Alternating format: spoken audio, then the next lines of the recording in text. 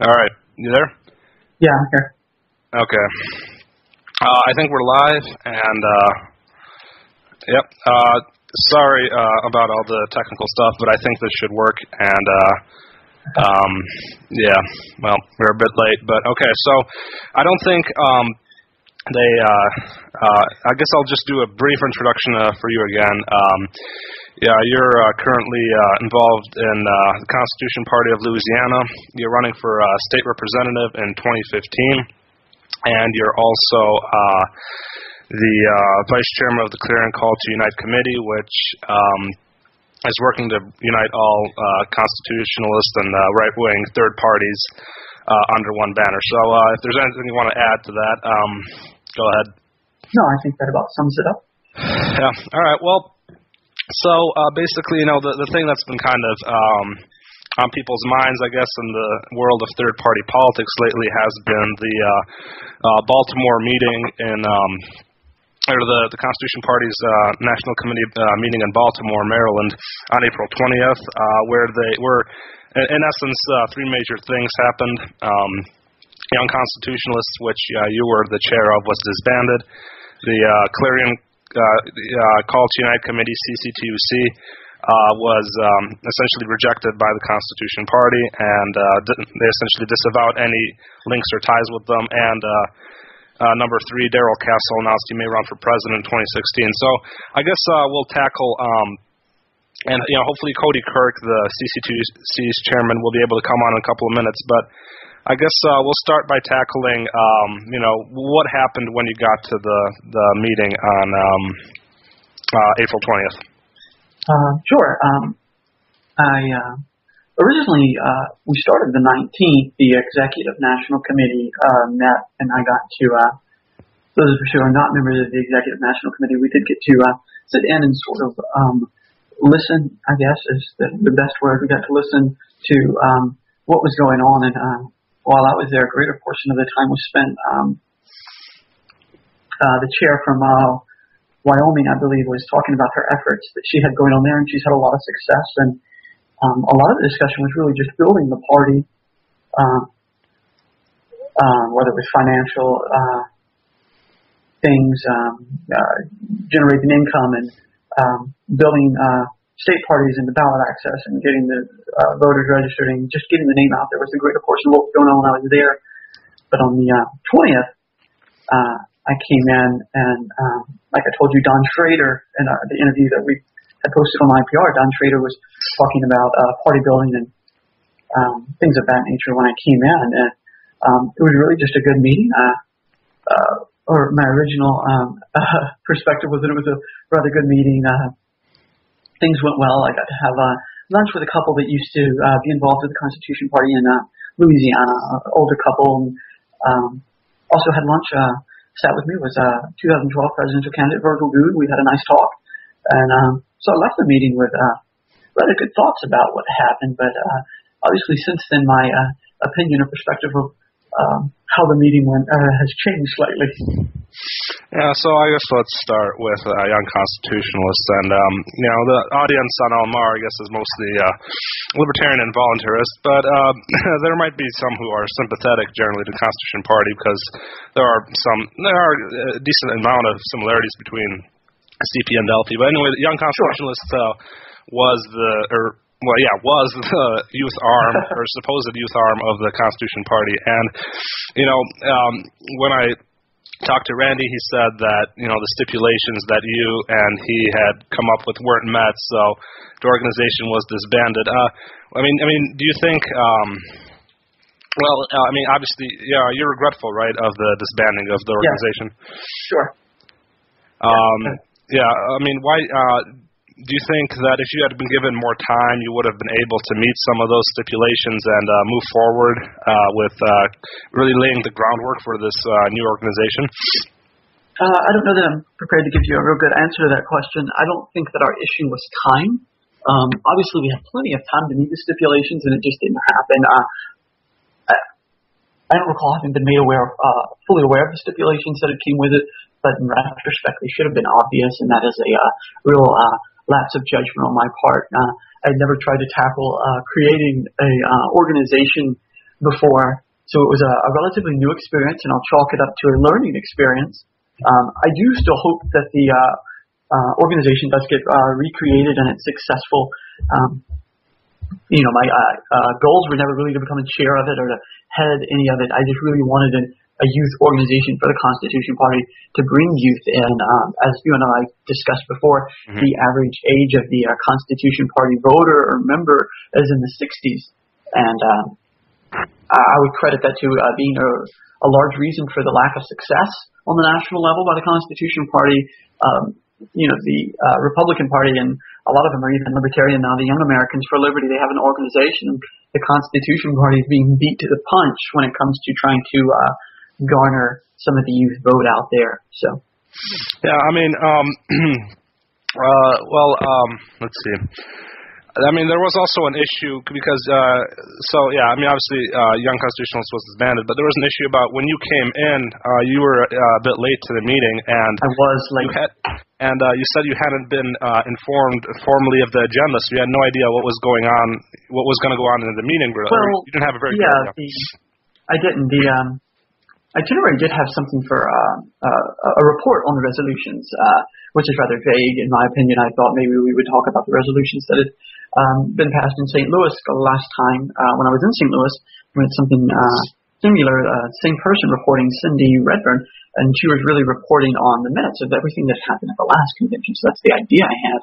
But I had, having sat in on the Executive National Committee, I don't recall there being much discussion on the CCTUC or any discussion at all. And I had, there was a period when I came in, we weren't allowed to register yet and to pay our registration fee if we had not. So I sat in on the meeting, and then they alerted me to the fact that I could go register, and they asked if I wanted to pay my committeeman dues to be able to vote. And I asked Miss Joan Castle if anything, because she had been there longer and obviously a long-term member of the party, she would be more knowledgeable on the subject than I would. I asked her if there was anything of real dire importance on which we'd be voting on, and she said not to her knowledge. Perhaps the most important issue would be on the location of the next spring meeting.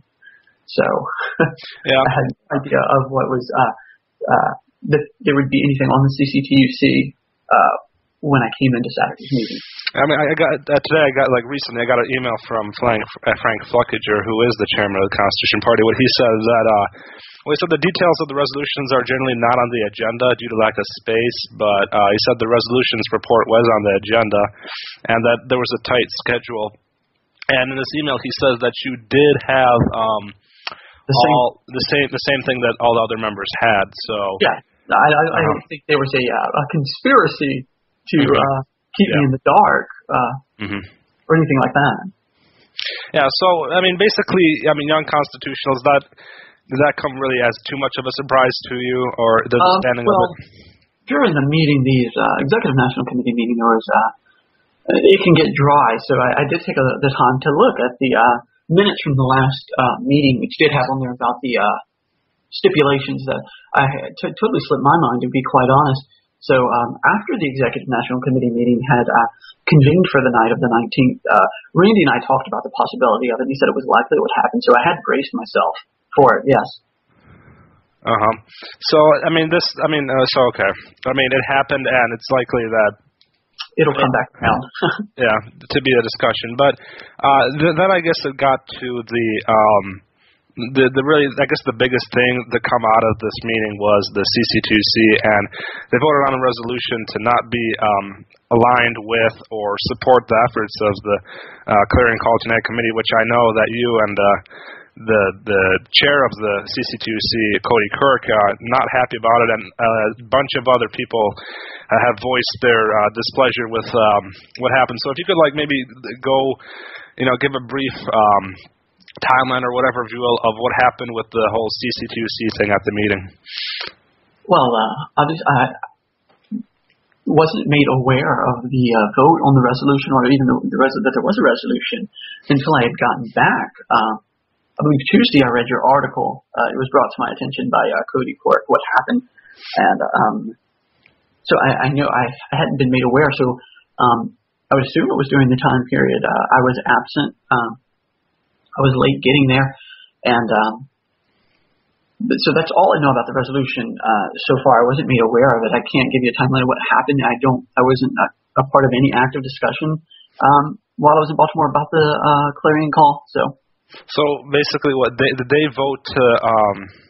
Did they vote on this before you came to the meeting, or? Yeah, I'm assuming that's the case. So basically, when you came to the meeting, the Young Constitutionalists was already disbanded, and the CCTUC wasn't. That was all voted on right before you were at the meeting. So you didn't get to.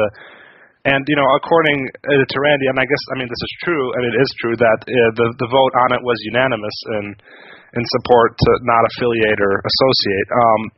Right. Well, according to Randy, he wouldn't like to use the word unanimous. There were no dissenting votes. Okay. I believe is the way he put it in his response to me. Yeah. I mean, okay. So you really didn't get to see much of the action. I mean, what was right. But you did find out about this, and so you found out about it after the meeting that this had happened? Tuesday. And the meeting was over Saturday night. Oh, so on Saturday evening. So on Tuesday you found out about the things that had happened. When I read your article, yes. Oh, so that's the first time. Okay. That was the first time I'd heard of it, yes. Oh, okay.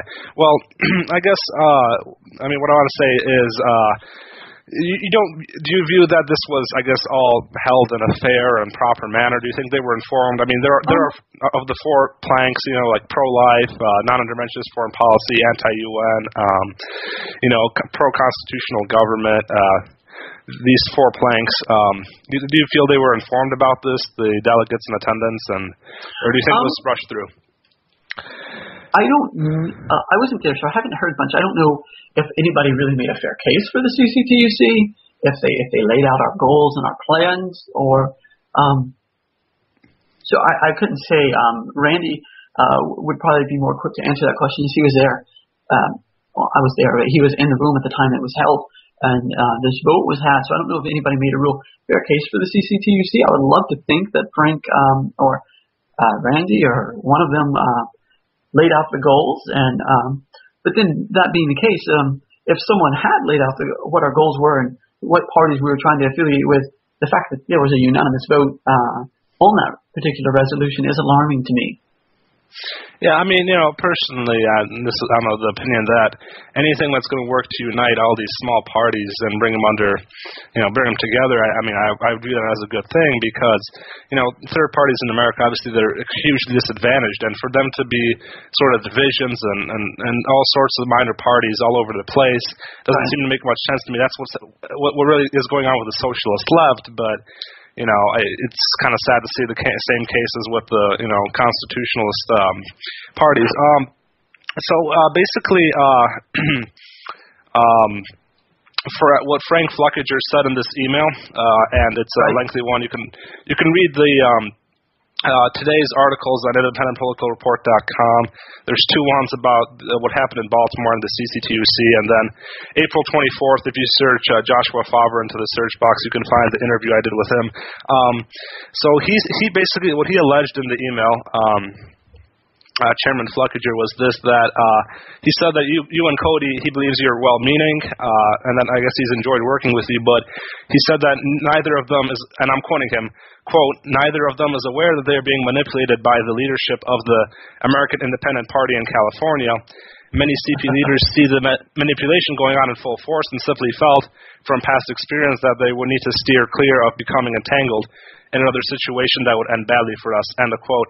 And just before you respond to the audience, the American Independent Party of California has, I'd say, about close to 400,000 members or so. They were formerly the Constitution Party affiliate, but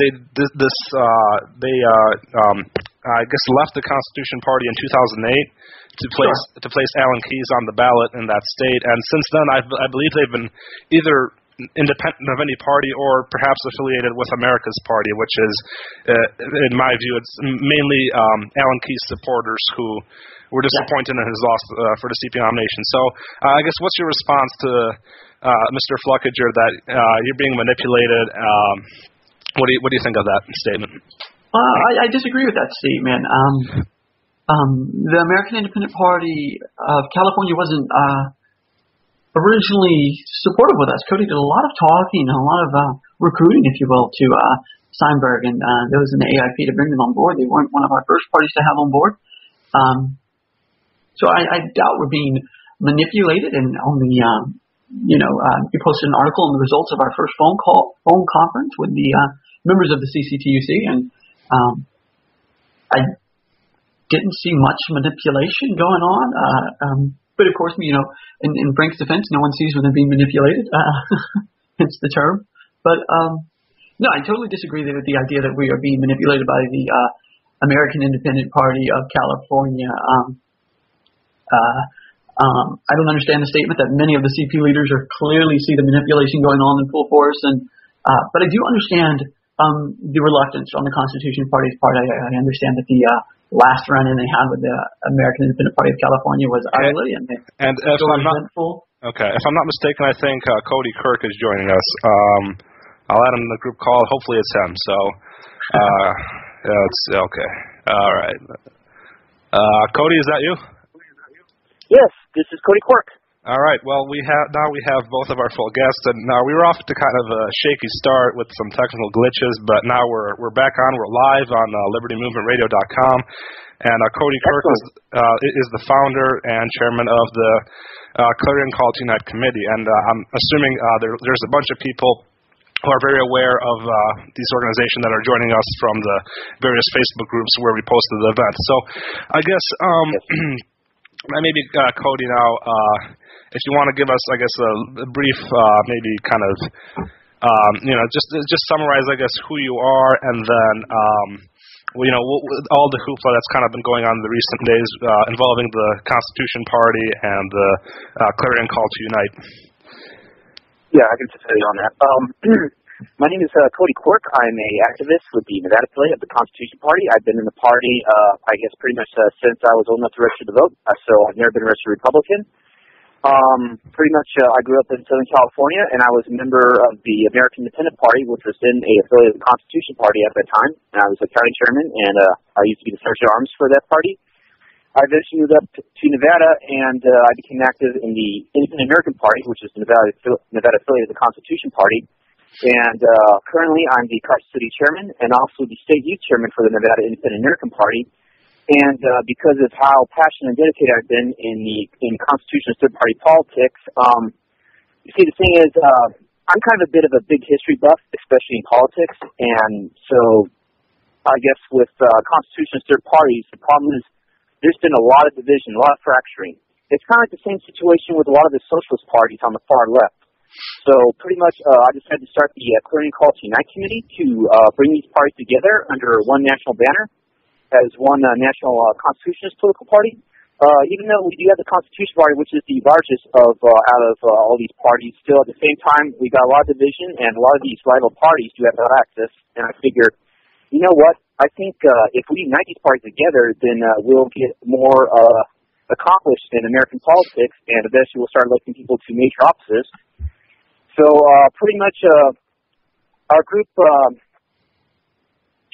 I guess when we started off, it was just a few people, and we had like maybe a few political parties that were interested, and eventually through our outreach work, we got about between 7 to 8 political parties. Well, unofficially with the Constitution Party, because despite what happened in Baltimore, there's still several individual leaders and members of the Constitution Party that do support the CCTUC and do participate in it. And so, unfortunately, I guess pretty much what happened with the Constitution Party National Committee meeting in Baltimore was it looks like at this point maybe it was a lack of complete communication, or maybe the national leaders of the Constitution Party intentionally didn't want to work with the CCTUC, and so I guess it wasn't communicated that well to Joshua Faber that there's going to be a vote on a resolution with the Constitution Party dealing with the CCTUC. And so I guess pretty much when there was a chance that he could come down to speak, he wasn't that informed about it, and I know that he did need extra sleep and also to get ready for the Saturday portion meeting, and so they had those votes with Howden there. And even though it was unanimous, unfortunately, I guess I wouldn't exactly. I'm not sure if I would call the votes as being fair or, ethical, in my own opinion. But despite this, we're trying to move on. We're still trying to reach out to the Constitution Party, and I know we already had a meeting of the leaders of each of the Constitution parties on April 13th. We're still going to have another one on May the 11th. Right now, we're trying to work on a resolution that I believe all the Constitution parties can agree upon, in which we can set down the guidelines on how to unite and how to come together. And we were able to get halfway done with our meeting on the 13th of this month, April, and on the 11th of next month, hopefully we'll get finished that meeting. And but I have to say, I'm just really disappointed in how things turned out in Baltimore and the fighting that's been going on. And, of course, the CCTC already declared complete neutrality in this matter of what's going on with the Constitution Party because it's an internal matter, but still, since I am the mayor of the Constitution Party, I still got to say something, and I still got to respond to this because I just feel that my associate, Mr. Favre, has not been treated fairly in the Constitution Party on this matter, and, I got to back him up.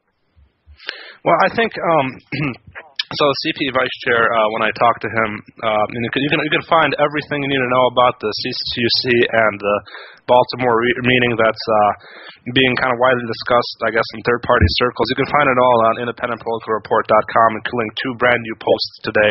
What Randy Stufflebeam told me was this, essentially, that I guess the major opposition was probably due to the fact that, if I'm remembering what he said correctly, was that the Constitution Party would essentially have to disband, and there would be like a new party formed, like an umbrella party that would include all these small parties, and that it'd be a new unified platform, new bylaws, new officers, and all that stuff. And I guess the Constitution Party really, is opposed was opposed to this because that would essentially mean that a lot of people would find themselves out of the positions that they currently are in, and that, it's going to really shake things up in a way that I guess they just don't want to see these kinds of radical changes made, in the effort of unity. So, what would you have to say to that?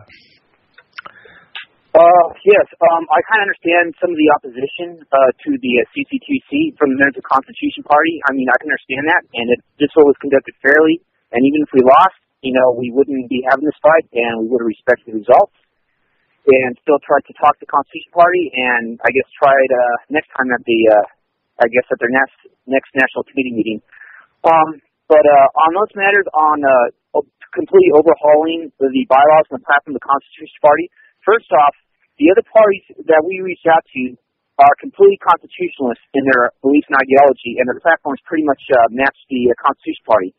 In fact, we specifically targeted or reached out to the other parties that are specifically constitutionalists. We did not include any of the other third parties that are so-called conservative or basically near the Republican Party, only they're pretty much a third party, or even the ones that are extremists that exclude members of certain religions or certain races for membership in the party. Oh no, we did not reach out to those people at all.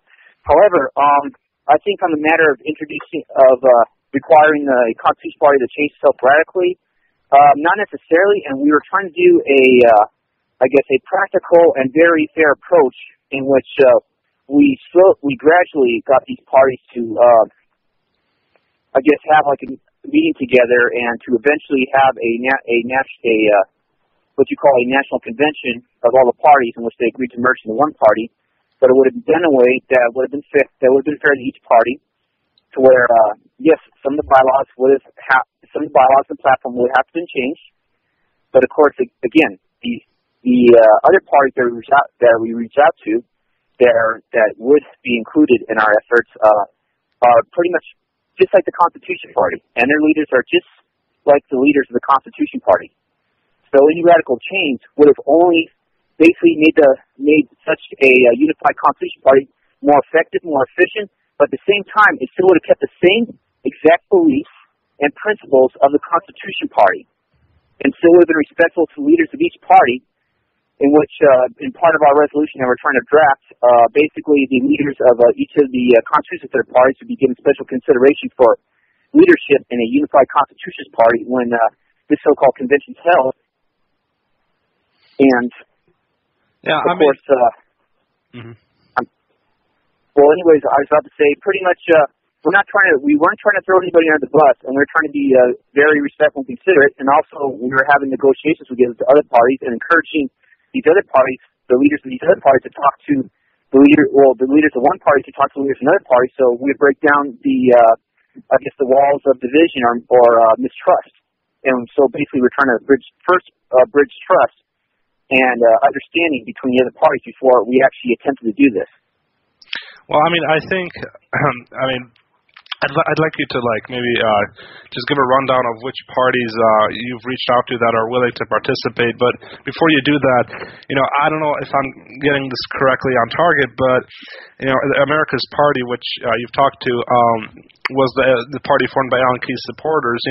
I think the major reason Alan Keyes was rejected in the 2008 Constitution Party National Convention with, I believe it was 24% of the vote compared to 70% for Chuck Baldwin was his foreign policy. And I think that Howard Phillips, who recently passed away, and may he rest in peace, he passed away actually on April 20th, that he actually gave a speech, condemning Keyes for specifically, he does not believe in the non-interventionist foreign policy that constitutionalists believe in. So, I'd like you to give a rundown of the groups that are willing to participate, and also address America's Party and their position on foreign policy, which, per my understanding, is more closer to a neoconservative foreign policy than the constitutionalist or paleoconservative foreign policy. Yes. Okay. Pretty much the parties we reached out to, besides the Constitution Party, have been the National Independent American Party, the America First Party, but unfortunately they rejected us. We reached out to the American Party, America's Party, of course, with Tom Hoefing. Also, the Independent Green Party of Virginia, which, despite the name, is a constitutionalist political party, and also the Sovereignty Party of America, which is run by, the former New York Constitution Party Vice Chairman Anthony Tolda, and also the Oregon Constitution Party, which used to be the Oregon affiliate of the Constitution Party, but left back, I believe, in 2006 or 2007 due to, there was a previous issue going on with with a state chairman that we used to have that caused a lot of problems on the issue of abortion, and he caused a lot of division in the Constitution Party back then. And afterwards, unfortunately, my state affiliate had to vote him out of office and try to mend some of the wounds and divisions that he caused the Constitution Party. But pretty much, we reached out. Most of these parties that we reached out to. We did try to reach out to the Prohibition Party, because I understand in their platform they're pretty much constitutionalists in their ideology. We also tried to reach out to the American Patriot Party, but they never responded to us. We also tried to reach out to the Cancer Reform Party, that despite being affiliated with the National Reform Party, they are a constitutionalist organization, and they never responded back to us. So pretty much, it's the Constitution Party, the National IEP, Independent Greens, American Party, America's Party, the Oregon Constitution Party, the Sovereignty Party, and that's pretty much it. But now, on the matter of the foreign policy with America's Party, and also somewhat with the American Independent Party California is another one we reached out to, and they're definitely willing to talk to us about merger and working together. But pretty much on the foreign policy issue with America's Party and the AIP, we understand some of those issues and differences, but at the same time, we've been trying to talk to them and seeing if maybe we can work something out to where we can find a few issues of common ground on that front. Because I believe now America's Party, even though they are interventionists, they don't exactly mirror the GOP line of how they feel about trying to police the world, or even maintaining membership in the United Nations. Well, that's kind of a complicated issue, but still, like I said, we're trying to focus on the common ground and trying to build from there. And I do believe that if we were to actually do this and merge the parties together, that the issue of foreign policy with the rest, with the Constitution Party and the rest of these parties, and with America's Party, we'd resolve it and we'd find some kind of common ground and common agreement. I believe we were getting to that point, and it's still achievable. Now, you weren't here, I don't think, when I mentioned this, but No. The Constitution Party Chairman Frank Fluckiger sent me an email today that has been published in entirety on IPR, and what he says that, and I'm quoting him directly, so this is Frank Fluckiger, quote, "I feel that both Cody and Joshua are well-meaning, but neither of them is aware that they are being manipulated by the leadership of the AIP in California. Many of the CEP leaders clearly see the manipulation going on in full force, and simply felt from past experience that we need to steer clear from being entangled in another situation that would end badly for us." End of quote. So, what do you think to Chairman Fluckiger when he says that he just thinks the AIP is, and he didn't, I guess, specify, is somehow manipulating you in some way? Well, unfortunately, his take on that is pretty preposterous. But I understand he's not that well informed, so I'm not going to be too critical. I wouldn't exactly pass judgment on him, but I would say that okay, when it comes with the California AIP and the others, no, there's no manipulation going on. I mean, I've been driving this effort. I've been very fair and considerate to them. I understand of the past issues and fighting animosity that's happened between the AIP and the Constitution Party, and in fact, back at that time, I was on the other end, and I was critical of the current leadership of the AIP at the time. But of course, again, things change, and politics. I mean, when it comes to politics, even though you can always you can keep your principles and your beliefs constant in politics. When it comes to everything else, though, things never stay the same. Things always change. That's how it is. But no, we're not being manipulated at all. I'm doing this on my, we're doing this, on our own efforts, and we're not being, guided by the California IIP or any of their leaders on this. And also, I mean, like I said, things change. Like compared to a couple of years ago, back in 2008 when that happened. Now, I mean, we've established more friendlier bonds. We kind of mended a few things and buried the hatchet, and they're willing to talk to us. But of course, at the same time, I mean, we're not exactly letting ourselves be walked all over by them, or let ourselves be a doormat to them for them to do whatever they want. But at the same time, like I said, we're trying to find common ground, and we're working, and we're trying to work together carefully. And I guess they're willing to help out or contribute in a way that's positive. And I do know that at the meeting that we had on the 13th of April, I guess they did contribute positively to the meeting itself. There was no arguing, there's no division. And I guess when we were wording the resolution that we're going to be drafting pretty soon, pretty much like some of the things that they suggested were, I guess, in conformity with the principles of the Constitution Party. So pretty much, no, there's no manipulation going on. We're being fair to them, but at the same time, we're not letting ourselves be walked all over them. But it's a really ridiculous process that pretty much only those that have a lot of patience and a lot of seasoned experience in politics can do. Yeah, well, I mean, so there's a lot about this, but is there really a way, I guess, forward? I mean, given that it was, I guess, overwhelmingly rejected, I mean, how are you going to carry on? And I mean, the Constitution Party will be, I mean, by far the largest player, with the most ballot access. I mean, some of these small parties have little to none ballot access. How do you plan, I guess, going forward, reaching out to the CP and kind of, I mean, it is a pretty big, I guess, deterrence to what you've been doing, Yes. On that front, despite the Baltimore meeting, yes, it was unanimous, even though whether it was conducted fairly or accurately is definitely currently in dispute right now. But, even if it was conducted fairly and still unanimous, I mean, honestly, we wouldn't be having this fight right now within the Constitution Party on the issue, and we would have accepted the result and simply tried again.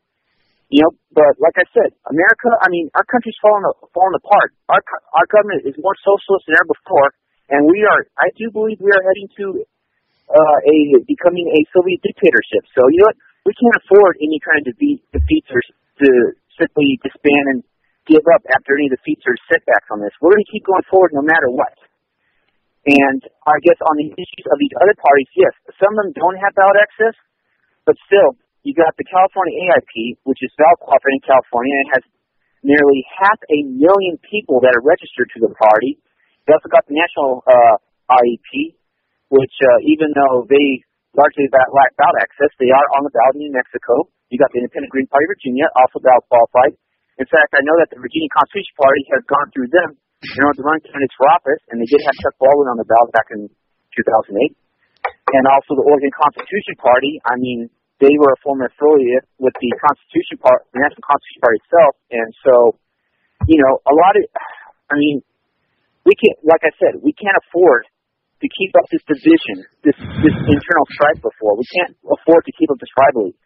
The only way we're going to change our country, and I firmly believe this, the only way we're going to change our country and to restore constitutional government is to unite these parties together and finally make a breakthrough in major politics.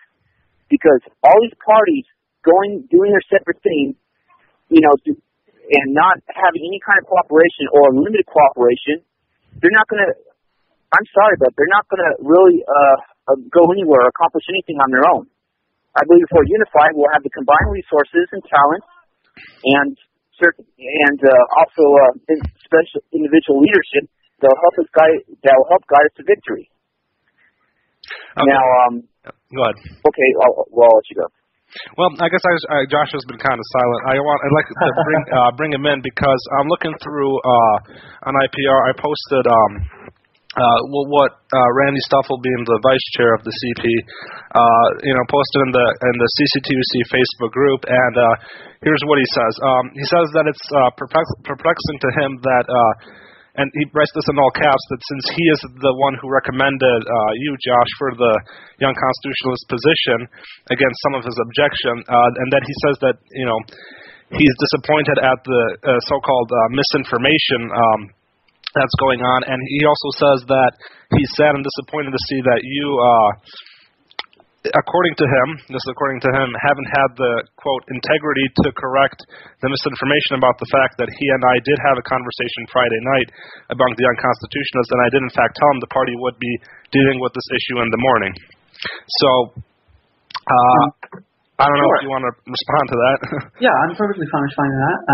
And I responded to Randy, and as you recall, in our interview that you posted on IPR, I in fact did state, and I responded this to Randy, that him and I did talk on the matter. So I went public with that. And my quote exactly from it was, I knew the topic was going to be discussed. Randy Stufflebeam and I had a discussion about it Friday night. I said that in our interview that you conducted with me, and it's posted, and it's out there, and it's public, and it's for anyone to see. And, Randy also goes on to say, he addresses the so-called, insinuation of wrongdoing by the party. He says that there was, he says that all the resolutions were passed in a public forum during a time clearly marked on the agenda. He says none of the resolutions passed were in the executive session, which is, wherein it's, I guess, like a secret. It's only the executive committee members. And he said no one looked around to see if you were there, Josh, and they never really, associate. And I think Randy said he didn't really think of you as, being associated with the CCTUC. Randy goes on to say that no one said that since you were absent, let's go past the CCTU resolution, and he'll never know and won't have the opportunity to speak about it. So, okay, what do you have to say about that, I guess?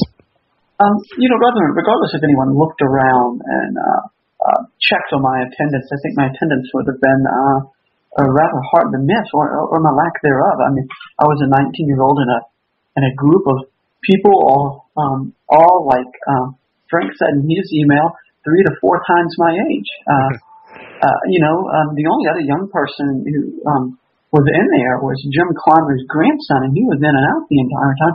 So, I think it's hard for me to miss, especially since I've worked so closely with Randy up until the St. Louis meeting, and, his location where he was in the back, like he said, working on the sound.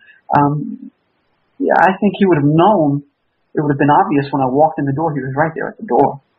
And so I don't mean to insult his integrity or anything like that. That's not my intention. But no, I'm not going. Like I said earlier, I'm not claiming there was this deep dark conspiracy to keep me out and knowledgeable or ignorant of what was going on. But I feel personally sort of. Excuse me, Chris. I do apologize for interrupting. Unfortunately, I got to go right now. I'm at a family dinner. I apologize I wasn't been able to spend that much time on your radio show, but I got a few appointments that I have to keep. So I'm going to get off the line. All right. Well, thanks for coming on and telling us what you told us. You. And Josh, I guess Josh, you're staying on, right? Yeah, I'll stay on. That's fine. Yes. Okay. All right. Well, I hope to be on your radio show again. Yep. Yeah. Talk to you later, Cody. All right. All right. You too. Yep. Thank you. Bye. All right. Okay. So, yeah. I mean, like I said, for those, hopefully we have some CP people listening. I hope we do. We know that the Constitution Party is really, if you look at its involvement from, like the 1990s to now, the numbers at the national conventions have kept on getting smaller. In 2012, it was like 126 or something. And the demographic is clearly aging and much older. And, I don't think it was a good, idea. Given that you were definitely the youngest delegate in attendance at this meeting, that they're rejecting this move for recruiting more young members, and the whole unification thing. They're also rejecting that. I think that a party without significant youth faction cannot really grow at all and progress into the future. So right. It is. Unfortunate that. Yeah. Most alarming to me was, California used to be an affiliate, and Tom Hoefling and his group with the Americans Party, they used to be affiliates. The Independent American Party, like their state, the party in Nevada is an affiliate of the Constitution Party, and New Mexico, they have ballot access there, and the Independent Green Party of Virginia, and these are all parties, like Cody was stating, that have very similar platforms and beliefs, and on the principles that matter most to us in the Constitution Party. The issue of life, the issue of constitutional limited government, and all these areas that we hold near and dear, there's agreement on. And so are we going to let egos, if that's the correct word, past hurts and offenses keep us from unifying? I don't think there's any argument on whether or not unity is the best route as far as pursuing our goals. So we can, I don't think there's any question that we can go further and accomplish more working together than we can separately. Certainly in national races, we could fare much better with a strong, unified party. But that's not the case. And the question really to me is why? What is it that's keeping us apart? Their only opposition listed that they mentioned was the American Independent Party of California. So is what they're really saying that if we were to disclude the AIP, that they're fine with unifying with the IAP and America's Party and the Independent Green Party of Virginia? Is that what they're really trying to insinuate? I don't know. It's rather vague for them to list, of all the parties we've included, that their only issue is with the American Independent Party of Virginia. The American Independent Party of California. What I find is interesting is that I believe in January, there was a state convention in California where they elected, Constitution Party of California officers, including a new chairman, Nathan Johnson. That was in January. I don't know if you've seen this, but in March and April, Don Grundmann, who was the former chairman of the California Constitution Party and its founder, was posting many really incendiary, I guess you could say, comments. He was calling out members, some libertarians. He was attacking me personally, saying you're less than a man, or all these really, really incendiary. And I personally believe that there's nothing wrong with holding the belief in traditional marriage, but he takes it to extreme, saying really, if I could pull up some of these comments, they're really really quite out there. And it's funny that, well, it's not funny, it's kind of alarming to me that from January until late March, or early April when Cody Kirk emailed Frank Fluckiger and actually confirmed that Don Grundmann is no longer the chairman of the California Constitution Party. Don Grundmann was getting away for 3 months or even 4 months, posting these incendiary comments, and he'd always end his comments with, the chairman of the California Constitution Party when he was no longer in that capacity. And certainly alarming. Yeah. Furthermore, they haven't. I haven't checked today, but they haven't even updated the website. The Constitution Party website with the accurate information for the contact for California. So I find it interesting that does show that there is some sort of level of dysfunction and that they can't really keep their pieces together in terms of something big like that going on. Anything you'd like to add about that? It raises my eyebrows, certainly, when reading these responses from people like Randy and people like Frank, and we see things like that if the AIP was serious about unification and working together, that they would, contact the National Party, which I don't think, does the Constitution Party really believe that the American Independent Party of California is at any point going to be prepared to close their doors and walk over to the National Party and say, we want to join the Constitution Party of California because we're serious about unification? And they're all going to join a party that doesn't have ballot access and that is as unorganized and as dysfunctional as the Constitution Party of California is. To me, that doesn't really seem like a legitimate idea. No one in their right mind would close down their party that has ballot access. And like you mentioned, 500,000 registered voters, or we would join a dysfunctional party that has no ballot access and nowhere near the amount of voters.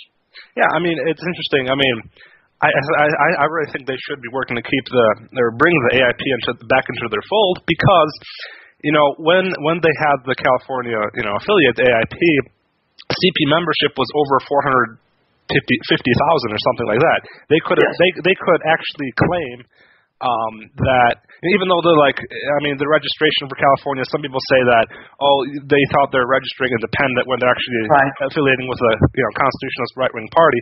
But I find it interesting that they lost the California affiliate, and when the new numbers for party membership were published in January of 2013 by Ballot Access News, the Constitution Party had a mere 67,000 members nationwide, and compare that to 330,000 for the Libertarian Party and 250,000 for the Green Party. That is such a huge drop in membership just because of that one California affiliate.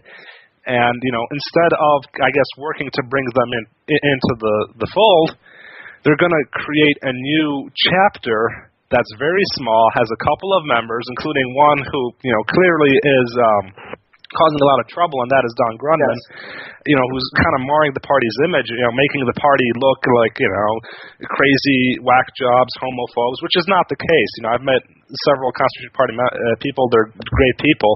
This is just one, you could say nutcase, one outlier, in the party. And I just think it's interesting how, clearly they've lost so much membership, and it does appear to me, with 26 states ballot access for Virgil Goode, he got 120-something thousand votes. Yes. Significantly less than Chuck Baldwin, who almost got 200,000. It seems to me the party is, kind of really, kind of slowly beginning to kind of unravel, and it begs the question: how do they figure they're in a position to turn down ballot access in New Mexico and California and in Virginia? And, that's not taking into account, like Frank Fluckiger pointed out in his response in his email that he made public, that there are several states where there's 2 state affiliates. And, if the idea of a merger is you're going to come together, how many states would we gain ballot access in by merging 2 state affiliates that haven't got party access yet? And, what position are we in?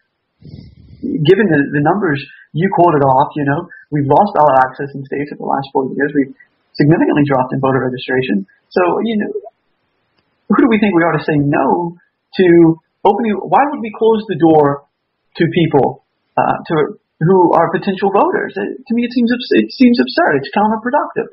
Here we are in a meeting talking about growing our party, and we vote on the resolution or excuse me, they vote on the resolution. I won't include myself in that shenanigans.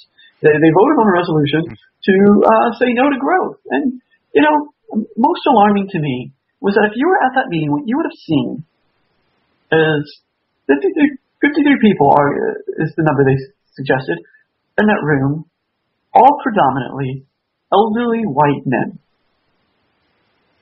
It looks, in my opinion, at the meeting, if you would have walked in, you would have thought it was an old country club rather than a political party conference. Yeah.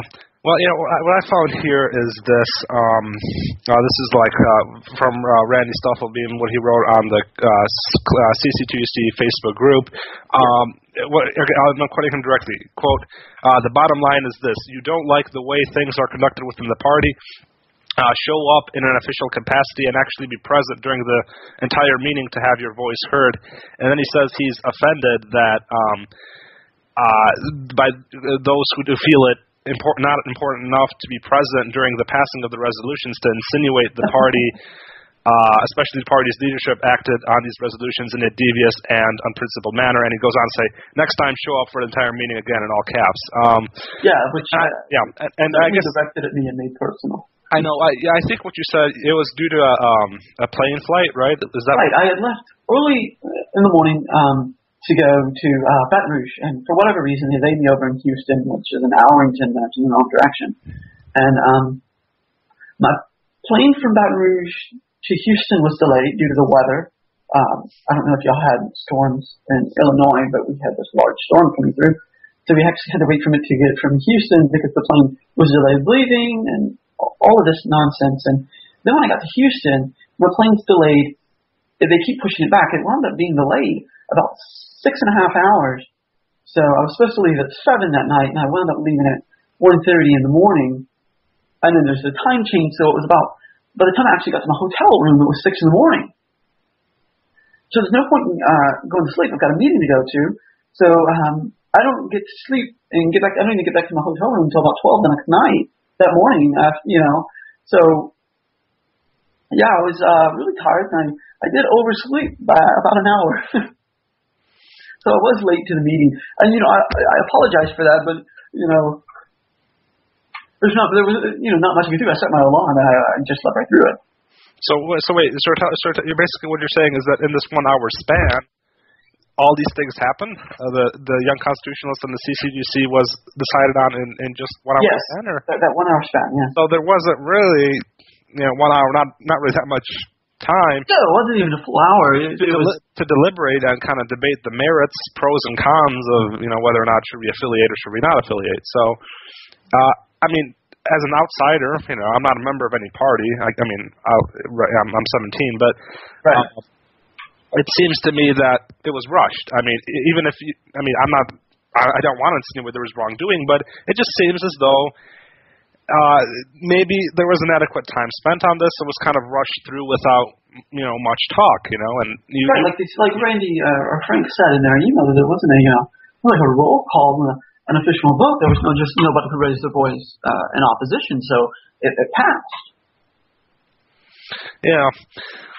Well, I guess so. I mean, you're progressing forward with the other groups that you've reached out that have contacted the CCUC. So, I mean, what's the plan right now to kind of move on without the Constitution Party and hopefully wait and try to change their mind? And I guess the goal right now would be to just continue doing what we're doing. We're going to continue to push for unification and continue with the parties we do have involved, and then hopefully in the fall meeting in Denver, something can get accomplished. I forgot to say this, but there were at least two people on IPR, Trent Hill and Peter Gemma, who is a member of the National Committee. What they said was this. Peter Gemma said, essentially, that you're young, you don't know of all the, I guess, all the infight or the fighting going on between these different constitutional parties and the, kind of just leadership conflicts and stuff like that. But what they said was that mainly the CCT was rejected because of Robbie Wells' association with it. For those who don't know, Robbie Wells is he ran for the Constitution Party's nomination for president in 2012. He got maybe 14 or 15% of the vote, but then he's running now for the 2016 presidential election as an independent candidate. And I'd like to mention that he is kind of running a lot, alluding a lot to Ron Paul and to constitutionalist principles, and he's gotten some interesting people behind him. I believe that Gigi Bowman is behind him, and that the Minister of Truth, Derek Grayson, is behind him. I think Daryl Young is behind him. He's a producer for Adam versus the Man. Any names that I missed? I might have. Dan Hagen. Another Liberty Movement guy. He's been at events with a lot of the artists known from the Liberty Movement who've become big after Fall Fest. So I don't know how many official endorsements he's got from them, but people like Tatiana Rose and others have been with him.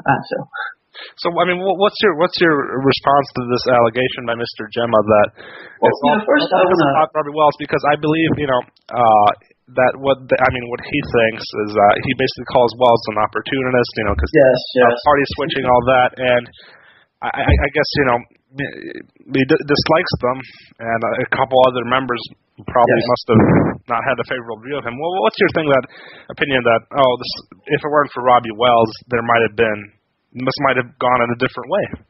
Well, first I want to address Mr. Gemma's accusation that it's because I'm young and I'm inexperienced and I don't know about this infighting and sure, my feelings weren't hurt, but maybe I'm mature enough to look past personal opinions and personal fights and personal disagreements with people to move on. This isn't about what's good for me; it's about what's good for the movement. If we're at a point of immaturity that we can't set aside our personal disagreements and our hurt feelings to move forward for liberty and constitutional limited government and that message further down the road, then maybe we have no business being in a leadership role in a party in the first place. Secondly, though, if Mr. Gemma is right and Trent Hill is right, that it would have been differently had I not affiliated myself with Robbie Wells, a candidate who they personally opposed, well, that says everything about that party I need to know, doesn't it? Well, I mean, it seems like a play, like Cody Clark hit it on the head. That seems like a play right out of the Republican Party playbook. That's a lot like what was done to me and other Louisiana activists when we got to the convention in Shreveport. That delegates were mistreated simply because they didn't support Romney; they supported Ron Paul. Maybe I don't want to. Like I said, I'm not going to claim there's a conspiracy against me or the clarion call that was being sought out after in Baltimore, but if what Mr. Gemma has said is true, then I feel it's no coincidence that Young Constitutionalist was disbanded simply because of my affiliation with Wells. CCTUC was disbanded because of my affiliation with Wells. And then Darrell Castle announced his intention to seek their nomination. That would seem all too coincidental, wouldn't you say? Well, basically, when we see the Constitution Party, really, I guess, falter since if you see like their 2004 convention on C-SPAN, you saw that there were much bigger number of delegates. It was much more nicely organized. The speech was televised by C-SPAN. That was Michael Peroutka. But do you really see that the Constitution Party will be able to grow and survive? After the 26 state ballot access, after losing the California affiliate, after a general drop in membership, and some of this might have been like the whole Ron Paul Republican movement to kind of bring in liberty to the GOP. Do you see the Constitution Party as moving forward without talking to CCTUC and bringing all these smaller parties like America First Party, America's Party, Oregon Constitution Party? What do you think? I think they'll certainly be hard pressed to continue growing. Because they've got to stop the decline and then turn themselves around, which it's tricky to do, and they're going to be hard pressed to, especially with the Libertarian Party doing as well as it has. We both ran big names. The Libertarians ran former Governor Gary Johnson, and we ran former Representative Virgil Booth. And they outperformed us and every demographic except for maybe the elderly. We were outperformed by the Libertarian Party, and they're doing much better. And with them doing as well as they're doing, it is going to be hard for us to target the same demographic, the same, liberty-minded, constitutional, limited government preaching voters when they're doing so well. And especially if we're going to turn down as a party ballot access in California, New Mexico, and Virginia, and acquiring several other state affiliates. Well, okay. So I guess before we're coming up on the close to the end, but I guess I kind of like to take your, because the LMR, Liberty Movement Radio, I guess mostly or almost all are either libertarians or voluntarists or anarcho-capitalists, whatever you want to label, you want to identify yourself with. What in your opinion are the major differences between the Constitution Party and the Libertarian Party, and that what are the major differences, and I guess why are you with the CP, a much smaller organization than the LP? Because from what you told me, you joined right after the state caucus for Ron Paul. That he wants 75%. So if you could tell us what they are. Sure. Yeah. Some of the major points that were highlighted, especially in 2012, was the issue of life, and I agree with Ron Paul, and I think the Constitution Party is closer to Ron Paul's message on that issue, that, before you can understand and protect liberty, you have to value and understand life, and that's certainly a different place where maybe we go our separate ways is on the issue of life. On the issue of the drug war, I'd probably align myself closer to the Libertarian Party on that, and but I think what got me was the issue of life, and I am 100% pro-life, and it's where Thomas Jefferson wrote in the Declaration of Independence that unalienable rights, and first he listed was life, and I think life is essential to understanding and protecting liberty, and maybe we diverge rather on the issue of marriage, and I hold a view that's maybe not so popular in the Constitution Party on marriage. I believe that the federal government has absolutely zero role in marriage. It's different than what you'll find in the platform of the Constitution Party, but there's nothing listed in the Constitution, especially not in Article 1, Section 8, where the federal government can intervene in marriage. Nothing there. But the 10th Amendment would suggest that it's left up to the states and respectfully to the people. But I think life is the biggest issue. But the Constitution Party does take a different view on all those issues, but life is most important to me, so that's probably what keeps me in the Constitution Party and not the Libertarian Party. Well, I would have to agree the life issue is a very distinguishing one. I mean, there are pro-life libertarians, but certainly. What I've been told is it's anywhere from 60 to 65% of the Libertarian Party is pro-choice, that it does have a pretty significant pro-choice slant. And, I think, I guess immigration, I think, is another issue. I believe that, a lot of libertarians, or I believe the Libertarian Party platform actually does advocate for amnesty, and of course Virgil and the CP are against that. And then also, I guess, when you look at the CP platform, you'll see they acknowledge, Jesus Christ as our Lord and Savior, and Libertarian Party very, very secular view that, you can whatever faith you want, but, you're not supposed to, impose it on other people. So that is one thing where maybe the AIP and them raising hairs, some issues they took over. Because the Constitution Party, as Christian as we are, some people would say are paleo-conservative or right-wing Christian extremists or whatnot. I believe that the Southern Poverty Law Center considers us a terrorist group, but. We have LSD, the Church of Jesus Christ of Latter-day Saints, respectively, the Mormons are involved. Our state chairs, our national chairs are Mormon. But you have some who would exclude the American Independent Party, who would like us to exclude Jews and others. And, I don't think that we should have a religious requirement. That was an issue that was tackled in the First Amendment. And for the Constitution Party, who are we to, start claiming about religion and things like that? I think there's a place for it in politics, and that's in your personal life. Yeah. Well. Okay. Okay. So, Josh, I'd like to really thank you. No, thank you for joining the show. He'll be fading in the music in a couple of seconds. So, thanks for joining the show. Thanks for having me.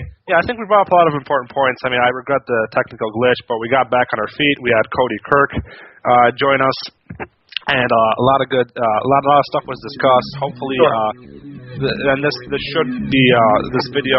It'll be up on YouTube by tomorrow, and hopefully by tomorrow it'll be published on IPR as a separate article. So, thanks for joining us. I think it was an insightful discussion. We hit on a lot of the major points, and thanks for being on the show. It was a pleasure. Well, thanks for having me, Chris. Yep.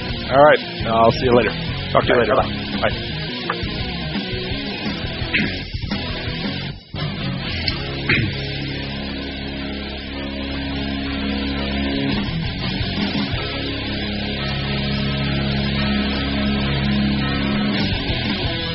When I was young, my teacher told me that I was free. Yeah. And as a child, I grew up programmed by TV.